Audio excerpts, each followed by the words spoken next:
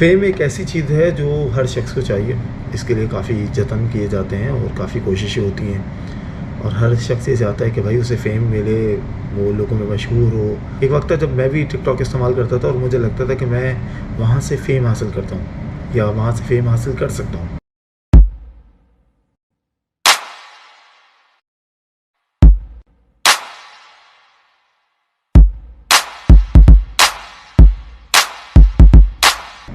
और कुछ वीडियोस के बाद ही मुझे समझ में आ गया कि भाई मेरी यहाँ दाल गलने वाली नहीं है। अपनी ही वीडियोस देखकर शर्मिंदगी का एहसास हुआ और फिर वही पुरानी ज़िंदगी, घर, ऑफिस, दोस्त। लेकिन दिमाग में सवाल आता था कि आखिर कोई कैसे इतनी जल्दी किसी प्लेटफॉर्म पे मशहूर हो सकता है। किसी मशहूर शख्स को देख के लोग क्या कुछ कर सकते हैं। आज काफ़ी अर्से बाद मैं एक अच्छी नौकरी कर रहा हूँ और एक कंटेंट क्रिएटर के तौर पर काम कर रहा हूँ, लेकिन अब भी मैं अपने एक डेढ़ लोगों को देखता हूँ तो वो इस दौड़ में लगे रहते हैं कि बस मशहूर हो जाएं।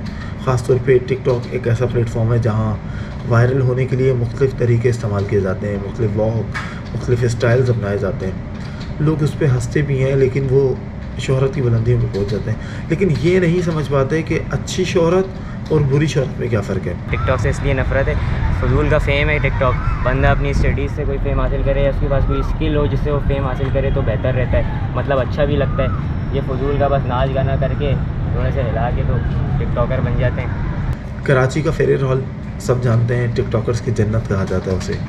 हम भी फेरियर हॉल गए, वहाँ छोटा बच्चा अपनी फैमिली के साथ काफ़ी टिकटॉक बना रहा था। सुनो, तुमने ऐसे मेरी आंखों में मत देखा करो, हरामी हो जाओगी। यानी एक बच्चा, उसके दो भाई वो एक्ट कर रहे थे और उनके वालिद वीडियोस बना रहे थे।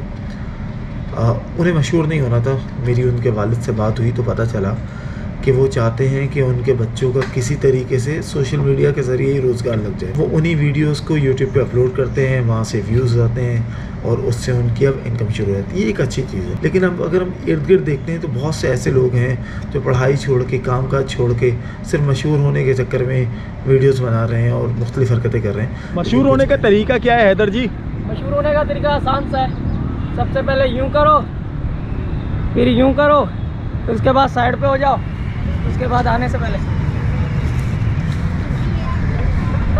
Video viral. टिकटॉक तो मैं 2018 से बना रहा हूँ, बस वैसे ही शौक की वजह से बना रहा हूँ। मैं वीडियोस अपलोड करता हूँ, व्यूज़ ही नहीं आते तो दिल करते कि बस अपलोड ही नहीं करूँ, दिल भर गया था।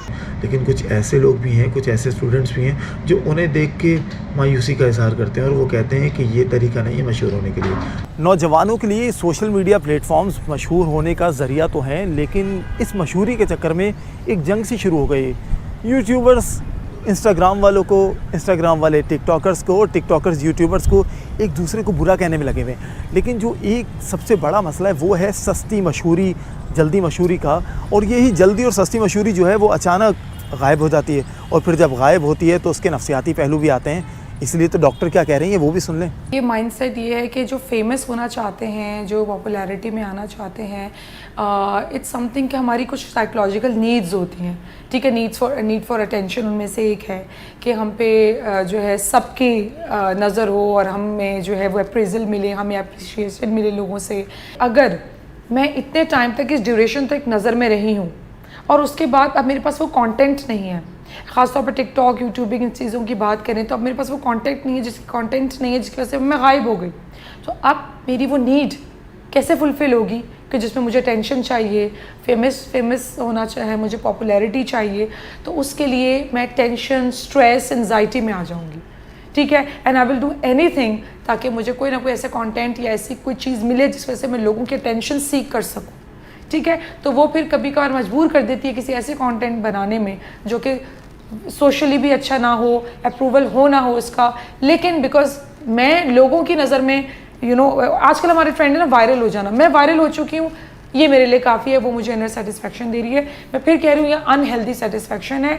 इंसान की अपनी सेटिस्फेक्शन उसकी इनसाइड है, sense of approval, sense of appreciation अंदर से होनी चाहिए, तो ही इंसान एक कामयाब और सक्सेसफुल इंसान है। तो हमने क्या सीखा ये कि मेहनत करें, मेहनत से ना घबराएं। लूडो खेलने से बेहतर टिकटॉक इस्तेमाल करना है। टिकटॉक पे अच्छा कंटेंट बनाएं, लगातार बनाते रहें। हाँ, शॉर्टकट ना अपनाएं। लोग क्या कहते हैं इस बारे में भी ना सोचें।